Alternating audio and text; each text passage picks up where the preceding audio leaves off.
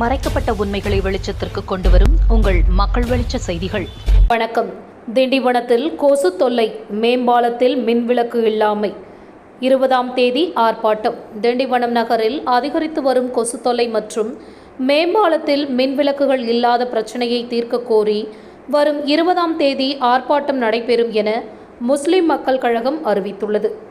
இதுகுறித்து முஸ்லிம் மக்கள் கழகத்தின் நிறுவன தலைவர் சாசு ஜைனுதீன் வெளியிட்டுள்ள அறிக்கையில், திண்டிவனம் நகரில் சமீப காலமாக கொசு தொல்லை அதிகரித்து வருகிறது. இதனால் பொதுமக்கள் இரவு நேரங்களில் தூங்க முடியாமல் அவதிப்படுகின்றனர்.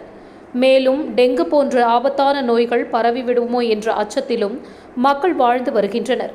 எனவே நகராட்சி நிர்வாகம் உடனடியாக நகரம் முழுவதும் கொசு மருந்து புகை அடைத்து கொசுக்களை ஒழிக்க நடவடிக்கை எடுக்க வேண்டும் என கோரிக்கை விடுக்கப்பட்டுள்ளது. மேலும் மறைந்த தரைவழி போக்குவரத்து துறை அமைச்சர் வழக்கறிஞர் TG வெங்கட்ராமன் அவர்களின் முயற்சியால் சுமார் ரூபாய் 23 கோடி செலவில் கட்டப்பட்ட திண்டிவனம் மேம்பாலத்தில் இரவு நேரங்களில் மின்விளக்குகள் எரியாத நிலை நிலவுகிறது.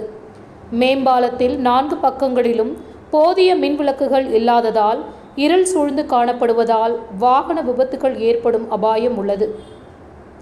எனவே பொதுமக்களின் பாதுகாப்பை கருத்தில் கொண்டு மேம்பாலத்தில் 4 பக்கங்களிலும் உடனடியாக மின்விளக்குகளை அமைத்து எரிய வைக்க நகராட்சி நிர்வாகம் நடவடிக்கை எடுக்க வேண்டும் என்றும் அவர் வலியுறுத்தினார்.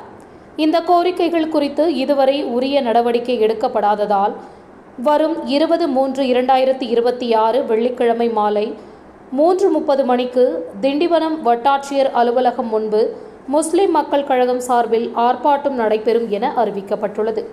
இந்த ஆர்ப்பாட்டத்தில் மாநில மகளிர் அணி அமைப்பாளர் பா. சிராஜ் பேகம், விழுப்புரம் மாவட்ட பொருளாளர் மு. அப்துல் ஹகீம், திண்டிவனம் நகர செயலாளர் ஆ. தாவூத் அலி, நகர தலைவர் ஆ. முகமது சாதிக், நகர துணைத் தலைவர் இ. சர்தார் அகமது, நகர இளைஞர் அணி தலைவர் இ.